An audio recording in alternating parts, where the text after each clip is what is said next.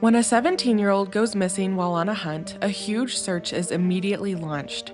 The 10-day search was extensive, but nothing was found, not the rifle or any of the belongings he had on him at the time of his disappearance.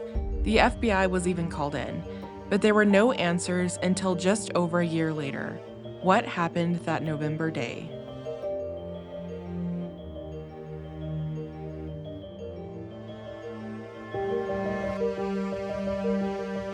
Welcome to Morbid Outdoors, the podcast that ventures deep into the shadows of the wild.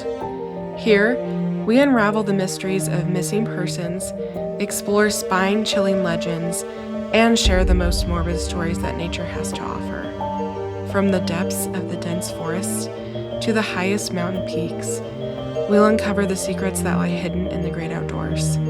Join us as we navigate the eerie, the unexplained, and the terrifying. So if you dare, grab your gear and let's embark on a journey into the unknown. This is Morbid Outdoors.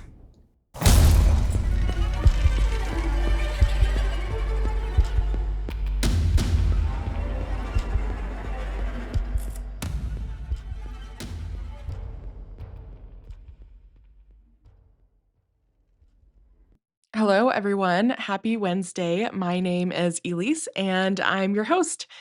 And I think, last week it was just like the March and April updates, and I forgot to add in there that there have been two people die while hiking in Zion this year.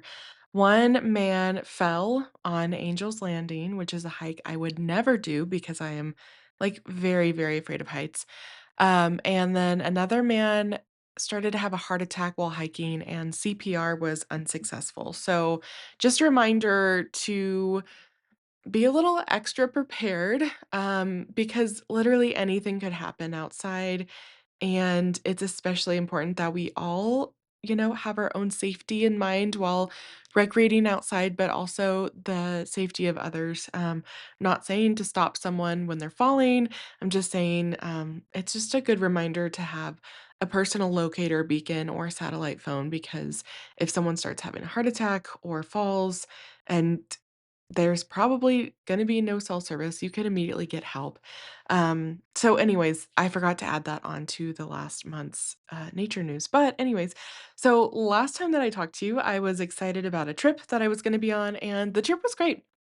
I wanna share a little bit with you because some of you might be interested in going. So I went to Caliente, Nevada.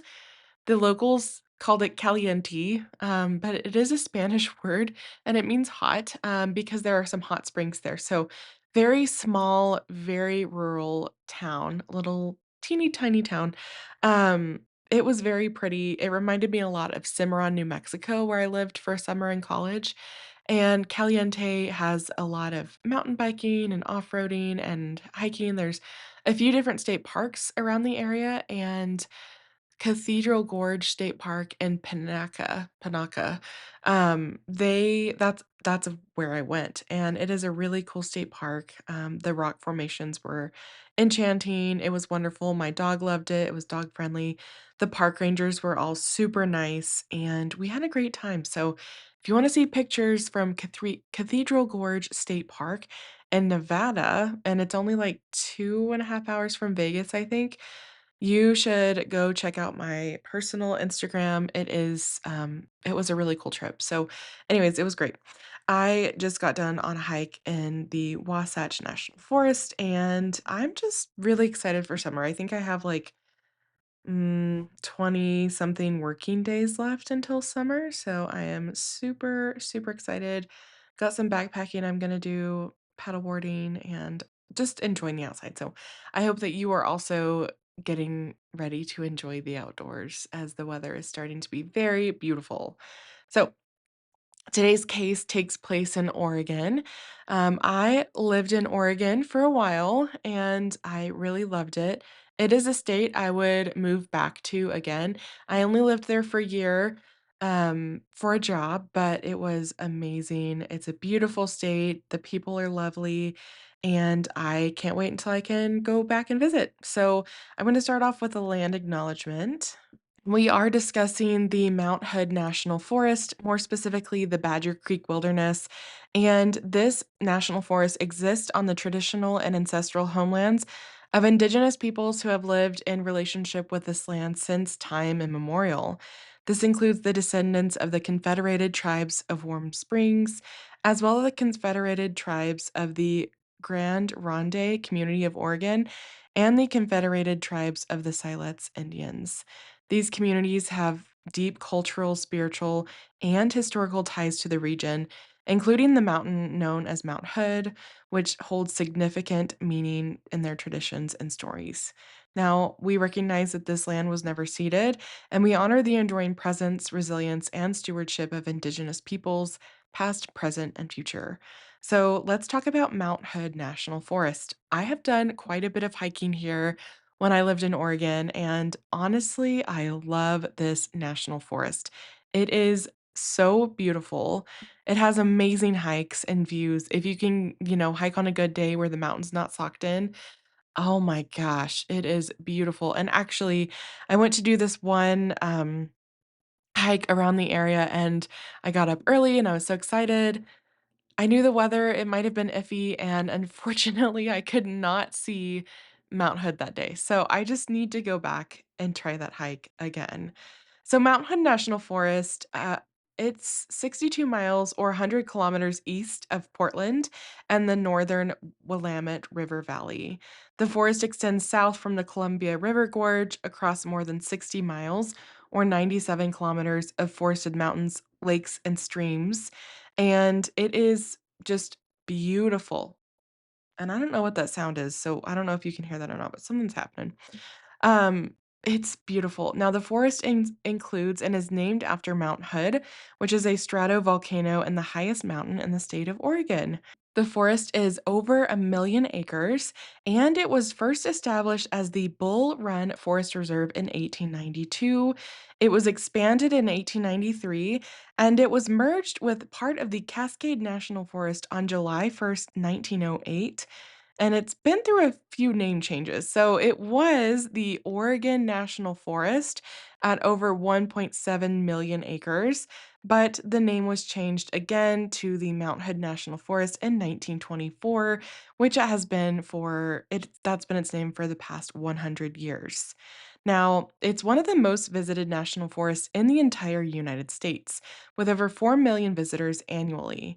Less than 5% of visitors camp in the forest. So most people are doing day hiking or, visiting paddleboarding. There's a lot of lakes, a lot of fishing, a lot of hunting. So people are going there more to do, day use activities rather than camping overnight or backpacking. The forest contains 170 developed recreation sites, including Timberline Lodge, which was built in 1937, and it's pretty high up on Mount Hood. These other rec sites include Lost Lake, which I have camped at. Oh my god, it's amazing. Burnt Lake, Trillium Lake, Timothy Lake, Rock Creek Reservoir, and the Old Oregon Trail. Other common rec activities include fishing, boating, hiking, hunting, rafting, horseback riding, skiing, mountain biking, berry picking, and mushroom collecting. A portion of the PCT passes through the national forest on the flanks of the mountain. Mount Hood is a very popular destination for mountain climbers as well. Now, because Mount Hood National Forest is so big, there are 8 officially designated wilderness areas within this national forest. Now, these all add up to about over 300,000 acres, and these include the Badger Creek Wilderness, Bull of the Woods Wilderness, Clackamas Wilderness, Lower White River Wilderness, it's a tongue twister, Mark O. Hatfield Wilderness, Mount Hood Wilderness, Roaring River Wilderness, and Salmon Huckleberry Wilderness. Those are hard for me to say. I used to go to speech therapy for my R's. Okay, so today we are talking about the Badger Creek Wilderness. Now, this is just over 29,000 acres, and the elevation of Badger Creek Wilderness ranges from 2,100 feet to 6,525 feet. Cannot talk today, sorry. Um, it's very pretty, and it's not, one of the largest wilderness. It's actually one of the smaller ones in this area. It's not teeny, it's not the smallest, but it's also not the largest. Common recreational activities in this wilderness include hiking, camping, wildlife watching, cross country skiing, and horseback riding. There are approximately 55 miles or 89 kilometers of developed trails in the wilderness. These trails lead to Lookout Mountain, Flag Point Fire Lookout, Badger Lake, and along the three creeks that are in this area, which include the Badger, Little Badger, and Ty. There are several primitive campsites in this wilderness. The Bonnie Butte area of the wilderness is in the Mount Hood National Recreation Area.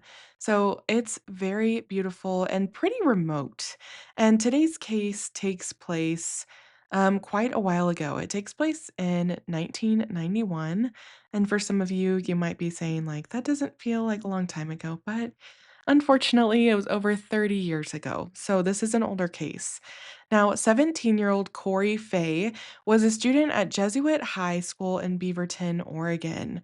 And on November 23rd, 1991, he agreed to go elk hunting with a friend of his dad's, whose name was Mark, and probably Mark's son. Because it's an older case, I couldn't find very accurate about what happened, which is why we're talking about it today. So they were actually in the region west of the Ty Valley on the fringe of the Badger Creek Wilderness. Corey's father, who was the owner of the Northwest Investment Cars showroom, he decided not to accompany them on the trip that day. It doesn't say why or why he didn't go, but Corey was gonna go with his dad's friend and his son. They must have known each other pretty well, and maybe Corey's dad had something to do, but he knew that Corey was in good hands because he trusted his friend Mark. Now, the 3 people, it says 3 men in this, but there's 1 man and 2 boys, so I'm gonna count, a 17-year-old still as a boy. Now, Mark, which was Corey's dad's friend, Corey and Mark's son arrived at the wilderness, and they split up. And I do wanna, put this out there that Corey was a relatively experienced hunter trained in outdoor survival techniques, so if there was an emergency, he knew what to do.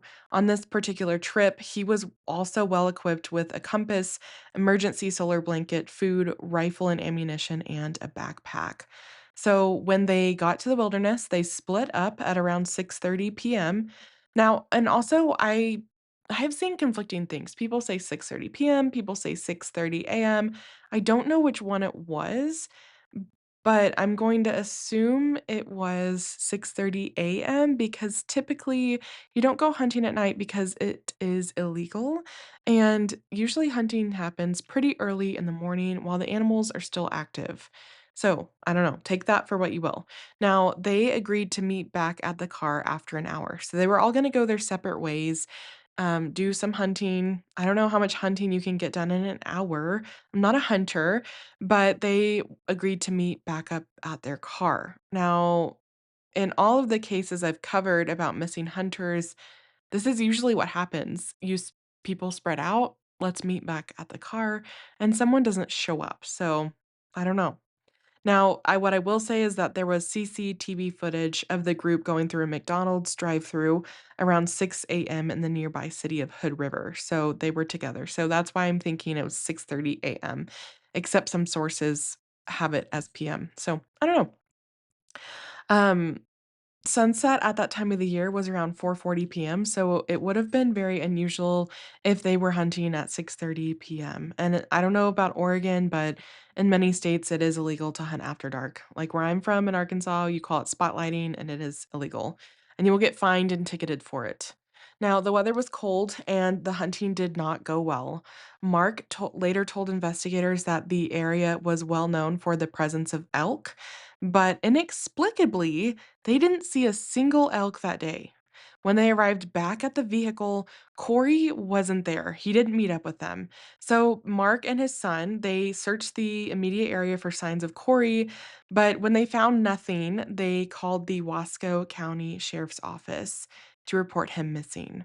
And they did the right thing. So you search the immediate area, not finding anything. They didn't wait days. They didn't wait, like an extended amount of time. They looked for him, they didn't see him.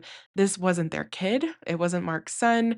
This is somebody else's son that has gone missing on your watch, so they immediately called the sheriff's office. Now, the search and rescue effort was comprehensive. There were around 250 searchers, and that included helicopters, horse riders, hikers, and 7 of the best trained search dogs in the world from the Rocky Mountain Search and Rescue based in Salt Lake City. They focused on 12 square miles for 10 days, but they found no trace of Corey at all. So, like I said, the search was really intense. There was a ton of people. It was, I mean, like he's 17, yes, but he's still a child. And so they immediately started searching and brought in people from Salt Lake City. So, and I mean, they had dogs and hikers and horseback riders and helicopters, and they didn't find anything, and the official search ended on December 1st, 1991, but many volunteers kept searching for several weeks. The sheriff's office was baffled, so they called on the FBI to help. Now, it's highly unusual for the FBI to be called in for a case of a disappearance, so I'm assuming that there was foul play that was suspected. Because as we all well, I don't know if you guys know this, but I am a huge true crime person, and the FBI does not investigate disappearances in the wilderness unless there's something else going on. I didn't see an update about anything that the FBI found or if they actually investigated. All I know is that they called in the FBI for help, so they must have had suspicions of something else happening. Then, nearly a year later, in September 1992, 2 hunters discovered Corey's backpack and rifle around 10 miles from where he left the others in the group to go hunting. So, 10 miles from where the car was. Of course, they started searching and they did a thorough search of the surrounding area. And they found Corey's jacket was discovered a mile away from these other items on the same ridge at about 6,500 feet in elevation. A quarter mile from his backpack, searchers found small bone fragments and just one singular tooth. Most surprisingly, no pants, boots, or socks were found at all. Like, they found his backpack and rifle, and then they found small bone fragments and just one tooth, which I don't know, it's just really weird to me. 30 people doing grid searches of the ridgeline across a 1/4 mile area. They failed to find any large bones normally associated with finding a skeleton, like a rib cage or spinal column or a skull. They didn't find anything like that. They found very small bone fragments and literally one tooth. I mean, how do you even find one tooth in the wilderness? That's beyond me. They were doing very, very, very thorough searching. So, of course, they know it's Corey's remains because it was his items, and I'm assuming they did, I don't know how they would have done DNA testing on those bones, but I think once they found the rifle in the backpack, they knew that it was Corey's. Now, the sheriff said that Corey would have been in the snow up to his waist for more than 5 miles when the discovery was made.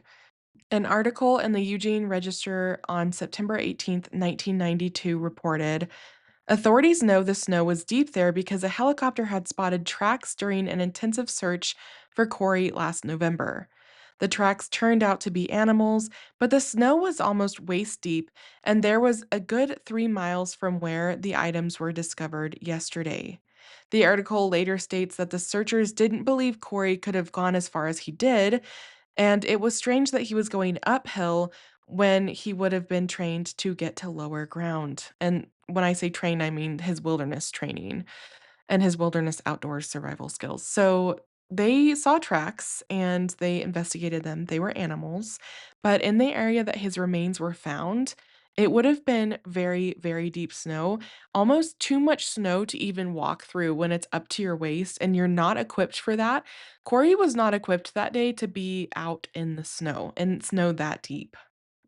Now, it was reported that if the 3 guys were hunting in this specific area, neither the group nor the searchers saw an elk because the terrain was too rough and it was not a common elk hunting ground in this specific area. So it's just really, really, really weird to me that someone that apparently had extensive outdoor survival training would try to go up through snow, and the snow is going to get, deeper and deeper as you increase in elevation instead of going down because it's obvious that the truck was located down and not up on a ridgeline. It's also interesting to me that they found a few of the items that he had on him, but they didn't find most of his clothing. It hadn't even been a complete year, so that stuff would not have degraded that fast or quickly that they wouldn't have been able to find his pants, boots, or socks. Corey's case is extremely unusual because of the strange circumstances and the evidence, or honestly, in this case, lack thereof. Let's talk about theories. There is a foul play or accidental shooting theory. Now, the press had the theory that another hunter may have accidentally shot him, or someone in the group had shot him, and they buried Corey in that area. Alternatively, someone maybe shot him, maybe dragged him off, and then came back and dropped off the backpack and items explaining why the body, or what was left of the body, the tooth, the backpack, and the gun, were 10 miles from the vehicle. Some accounts state that a lie detector test was administered to the youngest of the hunting group, but this line of inquiry was dropped when the backpack, gun, and tooth were found. Perhaps he was shot before the hunting trip? There are reports that there was a surveillance film that showed another man driving Corey's pickup truck with what looks like a corpse or animal in the back. The timing of the McDonald's CCTV footage suggests this probably wasn't the case, but authorities never looked into this lead in detail. Corey was adopted, and there's a wild theory that his dad set him up to go on the hunting trip and that his dad had something to do with it. I don't really think that that's kinda too wild for me to believe, but like Sarah Turney says, true crime is always stranger than fiction, so, I mean, we really don't know. I think a hunting accident might have been what happened because anything else like, nothing else really explains the evidence. Another theory is hypothermia. Did Corey survive for a prolonged period? One searcher thought they may have found a campsite with an old fire, but this was never confirmed. With such an extensive effort, like search effort, it seems unlikely he lived long after initially disappearing, unfortunately. Corey may have succumbed to the cold or fell unconscious in the snow. But I still can't figure out why it was so far away from the car's location and through the really heavy, deep snow. Kim, which is Corey's mother, said that the family believes he died of hypothermia after becoming disoriented and walking uphill into a snowy area. So that's what his mom thinks. I don't know, like I'm like a strong person for like Occam's razor, but I don't think the simplest explanation, which would be Kim's theory, is the right one in this case. Another theory is suicide. And this is only a theory because a school friend of Corey's named Steve Lopez, he said that Corey had had a lousy week in school. Corey had attended a party and some of the older, cooler kids didn't like him and were mad at him for some reason. And as a result, Corey was a little down and discussed feeling down before the hunting trip. So the theory was floated like maybe he just wanted to go missing or commit suicide. Steve said, but we searched from there. We searched for days. We had hundreds of people searching. We had helicopters with night vision. There was no way that if Corey was alive, that he was not going to be found. We would have found him. He would have fought to stay alive. I just don't think that the suicide theory fits in Corey's case. Another theory is a mountain lion attack. And I don't really feel like this one fits either. It doesn't seem plausible that something attacked, killed, or dragged a 17-year-old with his rifle, backpack, and other gear any distance. That would equate to him being 10 miles and 3,000 feet of elevation away from where he originally was. That's just not gonna happen at all. An animal attack would have left shreds of clothing, tissue, and blood, which those things were never found. And even when he was missing and they hadn't found his remains, there was no signs of an animal attack. Now, of course, I went to Reddit and talking about this case, there's a few different comments that I wanted to bring attention to. Geez, I cannot talk today. Someone said, as a hunter, yes, a person can get lost, panic, and make stupid decisions, especially an experienced kid. Corey likely went after a bull elk, realized too late he was well off of the trail, and then attempted to climb out of the drainage to find a path back towards the tracks. So that's what an experienced hunter said. And I can see that happening.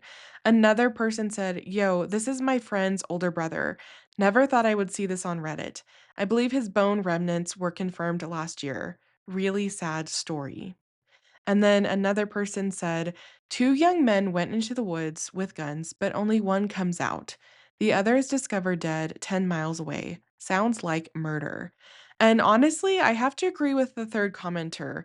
I don't know if Mark or his son murdered Corey on purpose or if it was an accident. I didn't even know if it was murder, but it is very suspicious and it is very fishy, honestly. Like, hunting accidents happen so often, especially with young kids. It happened I'm from Arkansas, and there were a ton of hunting accidents, and if you don't know, what you're looking at, and if you don't have a good line of sight, you could accidentally shoot someone and seriously injure or kill them.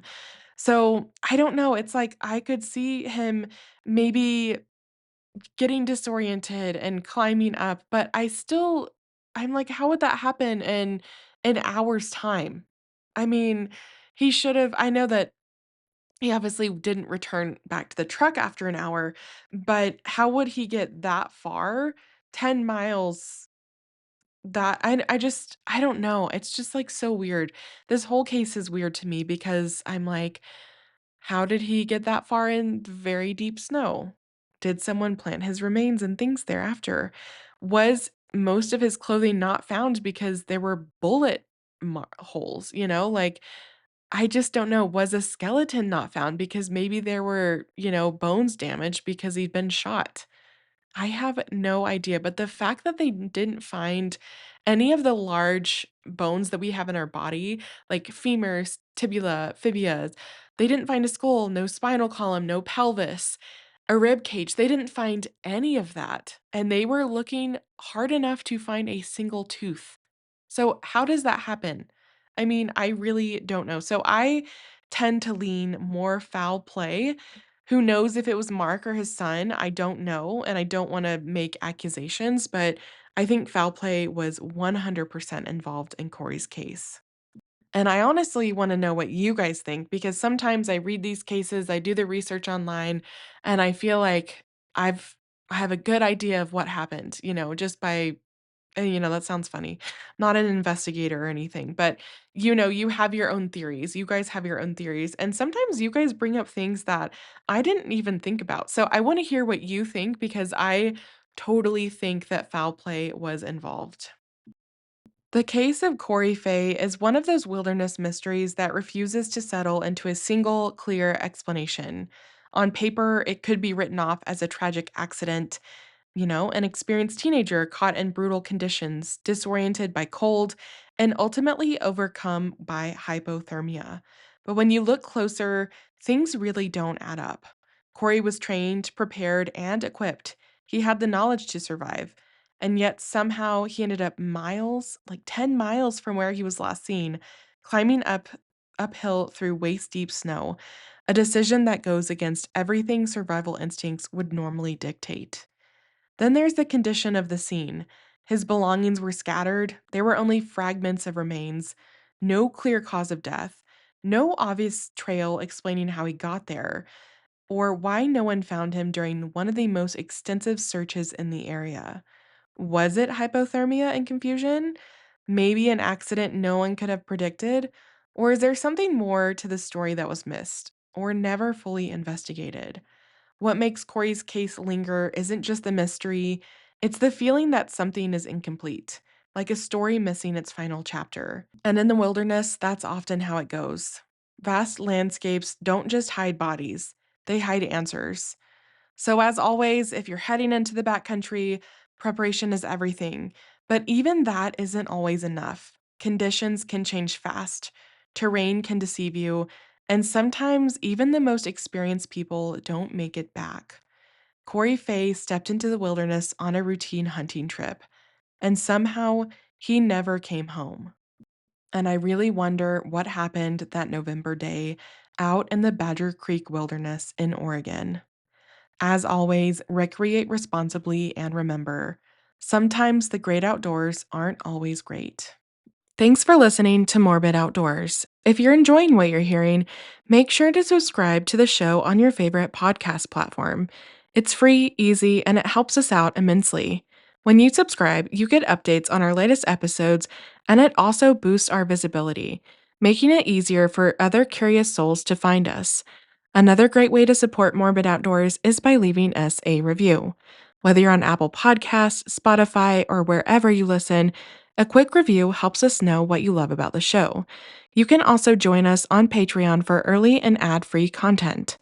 Find us on Instagram and Facebook at Morbid Outdoors Podcast.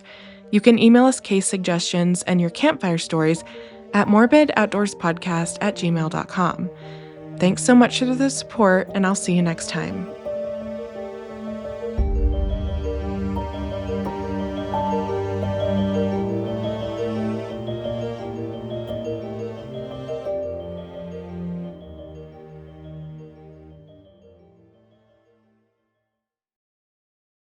Okay, I decided I wanted to leave a little, I don't know, I'm just feeling like, I don't know. Anyways, I hope you guys enjoyed this episode, and I do want to know what you thought or what you think about what happened to Corey. I mean, really, he was 17, he had his entire life ahead of him, and it was just gone, and nobody knows why. Although I suspect that a few people do know why. Corey never came back out of the woods.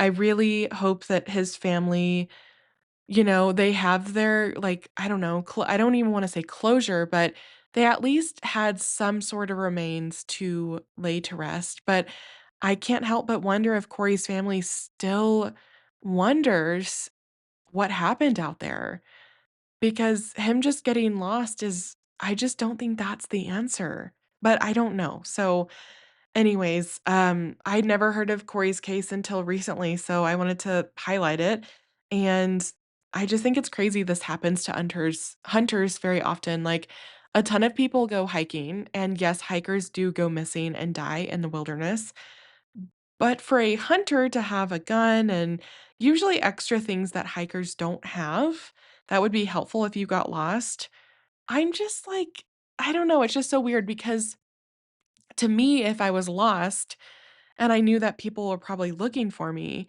I probably would have used my rifle to fire off some shots. And that's what people usually do if they get lost outside with a gun. Usually 3 shots is like SOS, I need help. And I just wonder why Corey didn't do that because nothing was in the reports that he had fired off anything. And that, I feel like he would have done that if he were a trained and experienced person in the outside. So, I don't know. I forgot to say that during the bulk of the episode, but it just came to me. So, I hope you guys are having a great week. I cannot wait to share all of the things I'm going to do this summer. I'm gearing up in about a month. My mom is flying out to Utah and we're going to go on a Southwest trip. We had this trip planned for March of 2020, and obviously, that trip did not happen because everything closed. So I'm excited to finally show her a little bit more of the Southwest. We have a packed schedule, and if you wanna follow along, my personal Instagram, I'll be posting on things from the trip. It's in mostly New Mexico where I lived for a while, and it's gonna be a great time. So if you have any recs, I did live there, but I'm always open to recs. Give me some recs for New Mexico. I'm sure it's already on my list, but I'm very excited. She's not super outdoorsy, so we're not doing anything too intense or crazy, but I mean, just anything outside in New Mexico to me is magical. So I hope you guys are having a good week. And I hope that, I don't know, I just hope your weekend's gonna be great, actually. I don't know. I'm just feeling like, I don't know. You know how things are. So it's just like the weird weather changes have got me feeling some kind of way. But I'm excited for warmer weather. It's still kind of snowing off and on here in Salt Lake.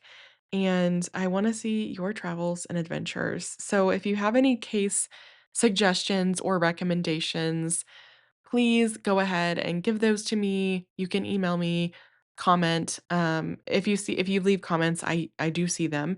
And if I seriously want recommendations, I had someone message me on Instagram a couple months ago about doing some cases from out east. And I don't know of as many cases from out east, honestly. So if you have eastern cases you want me to cover, please let me know. I only know the cases that, in the areas that I visited or am currently in, and so I don't see that many Eastern cases because I don't live out east. I'm in Salt Lake City. So please give me Eastern case recommendations if you have them. Yeah, I hope you guys have a great day. And if you listen till now, thanks so much. I'm just rambling at this point in time, but I hope you guys have a great day, great weekend, and I'll see you here next week.